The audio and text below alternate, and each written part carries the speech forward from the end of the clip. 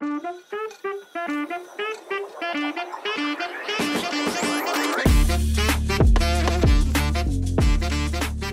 semuanya, welcome back to podcast GKM Teens. Nah teman-teman, kita mengawali podcast hari ini dengan sebuah perkenalan dulu kali ya.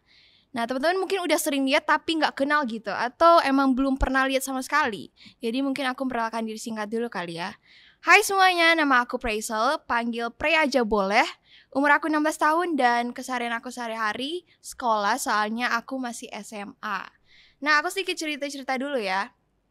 Jadi sekitar 2 minggu lalu tuh Komik minta aku buat jadi host di podcast yang temanya insecurity.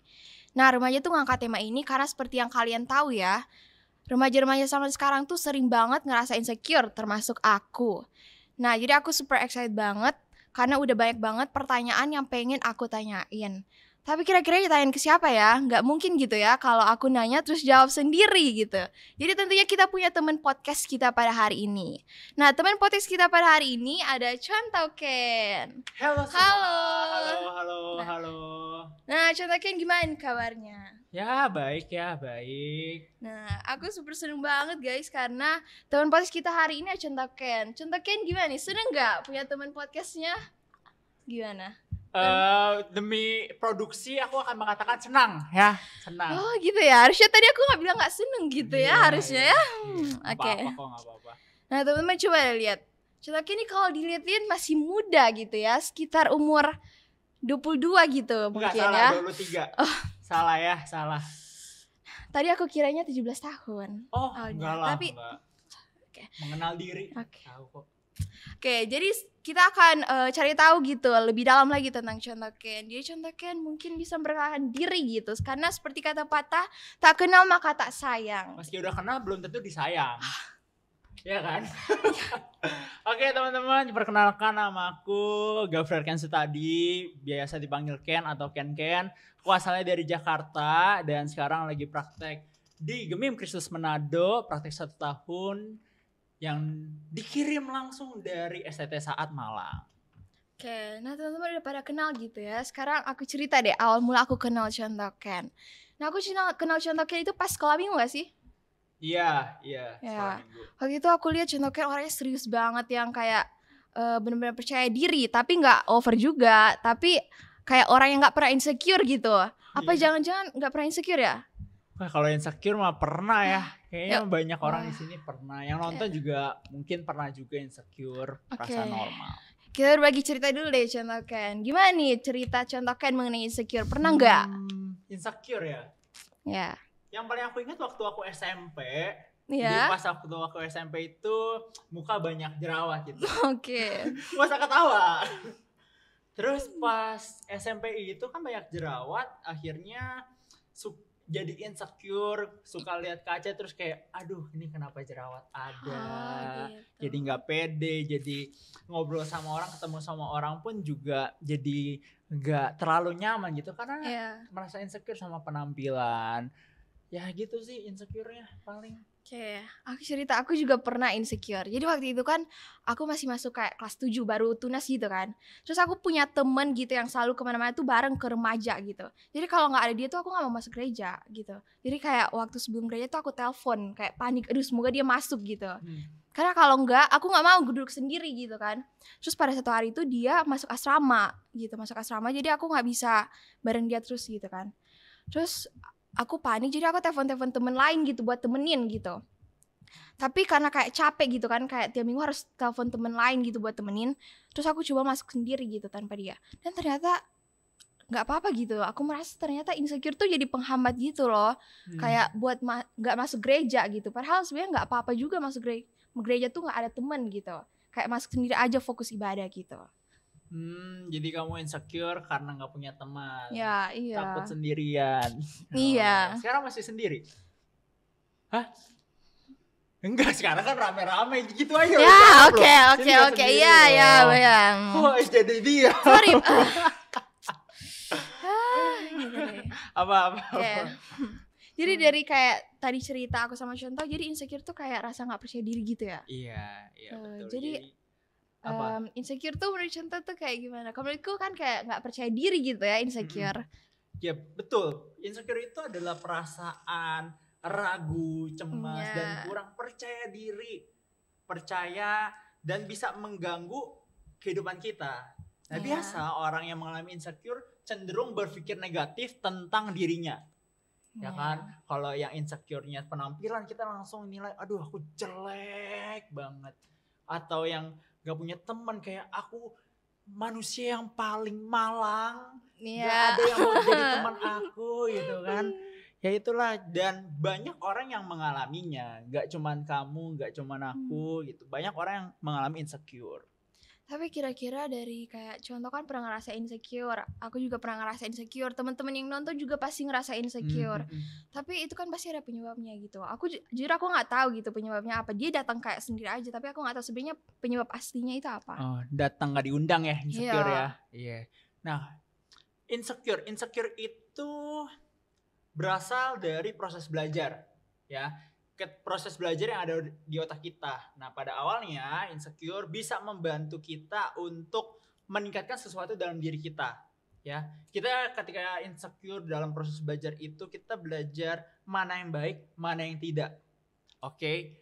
Nah, dan insecure itu kan proses belajar yang kita alami dalam suatu kejadian. Dan kejadian itu yang kita lihat sehari-hari yang kasih tahu kita, ini loh standar masyarakat. Ini loh Oh. standarnya yang kamu harus penuhi. Gitu. Jadi kita belajar mengenali standar. Nah, karena standar yang ada kita udah kenal, kita udah pelajari, kita pun jadi membandingkan diri dengan standar yang ada. Mungkin kalau kasus kamu, ya kamu akan menilai orang yang oke itu adalah orang yang punya teman. Nah, iya bener banget contoh. Iya, kayak gitu. Standarnya ya kamu harus punya teman gitu. Kalau kamu nggak punya teman, kamu Ya, tidak kayak baik gitu. Kamu nggak baik. Kalau aku ya penampilan, kalau cowok itu jangan jerawatan gitu waktu Oke, SMP, ya oke. kan? Dan aku nggak nyampe standar itu, makanya jadi insecure. Ya, bener. Nah, jadi kita melihat yang nggak baik. Ya, kita melihat tidak baik dalam diri kita karena kita melihat mereka, melihat masyarakat, melihat standarnya. Sehingga kita jadi merasa nggak berharga nih.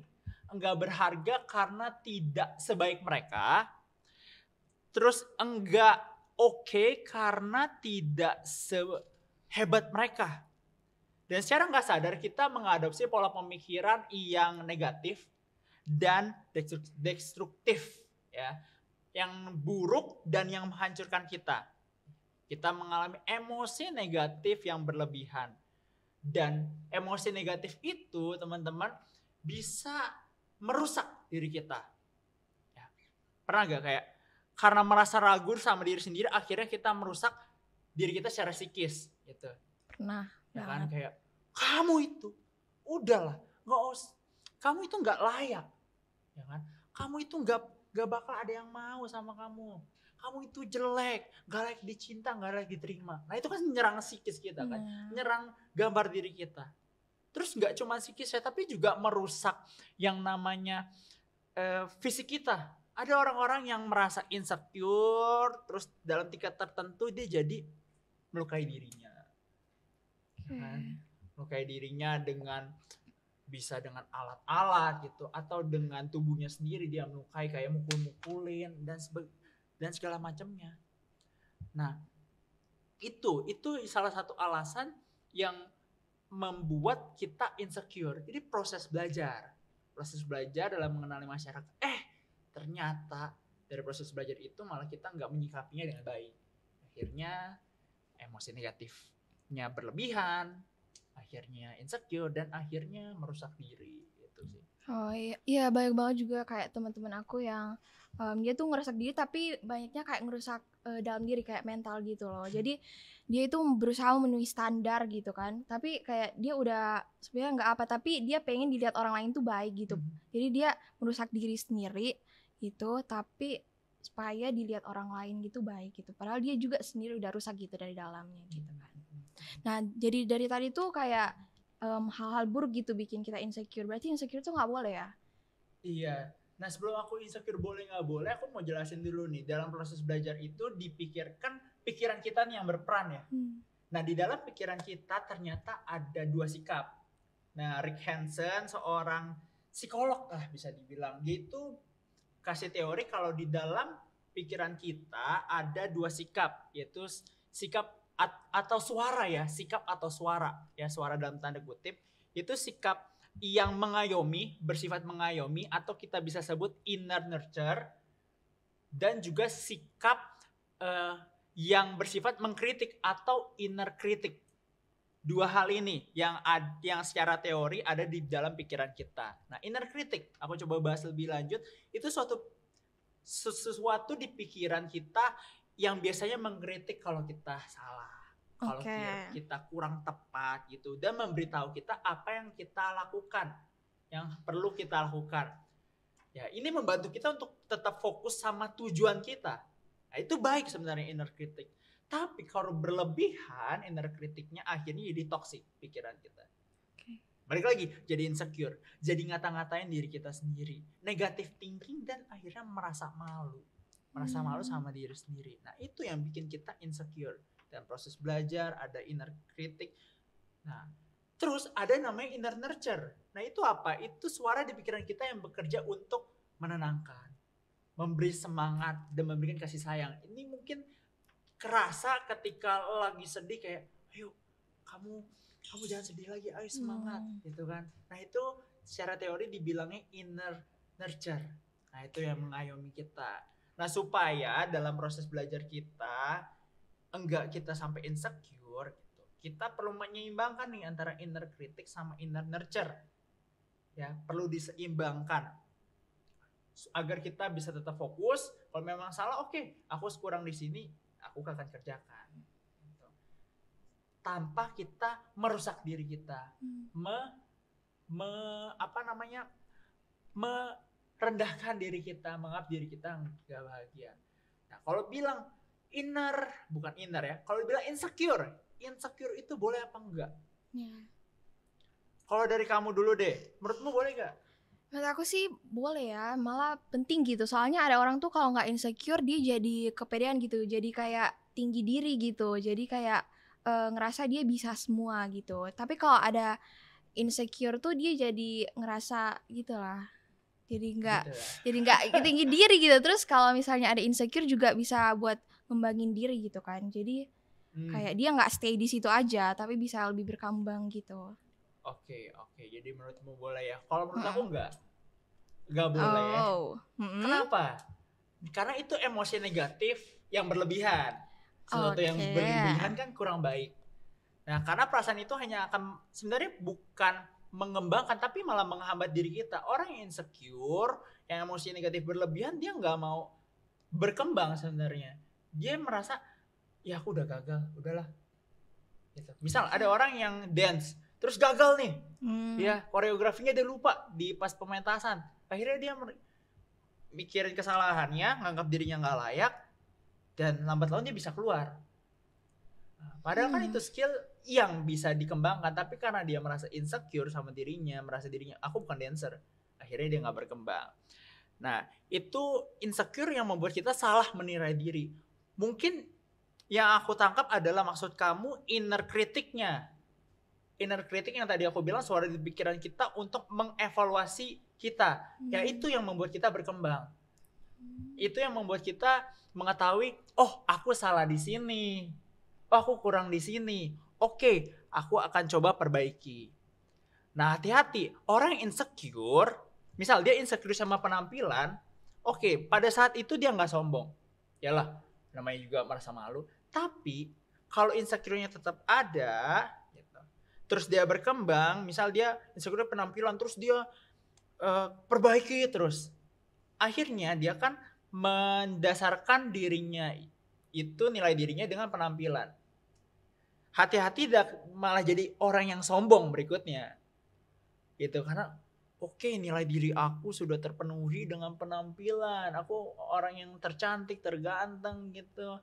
Ya, kalian apalah. Nah, akhirnya secara nggak sadar membandingkan dirinya sama orang lain. Nah, itu yang kita perlu bedain antara inner critic sama insecure. Inner critic membuat kita mengevaluasi diri kita untuk berkembang. Insecure itu inner critic yang berlebihan, emosi negatif yang berlebihan. kayak gitu. Jadi bener ya, kayak misalnya waktu itu aku kan insecure nggak ada teman gitu. Ternyata itu kan jadi kayak menghambat gitu aku nggak masuk gereja gitu kan. Jadi insecure. Ternyata yang waktu aku alamin tuh kayak insecure, bukan yang kayak evaluasi itu. Iya, bukan Kan? inner critic. Ya. Oh gitu. Jadi insecure tuh emang nggak boleh ya? Jangan Nggak lah, boleh. itu emosi negatif yang berlebihan. Yang negatif masa mau dipelihara? Tapi itu kan nggak bisa dikontrol gitu. Gak bisa dikontrol gimana? Kayak dia datang sendiri aja gitu. Misalnya kita lihat gitu, kita kayak membandingkan kayak udah dari dalam gitu, nggak bisa dikontrol. Ya karena bisa dibilang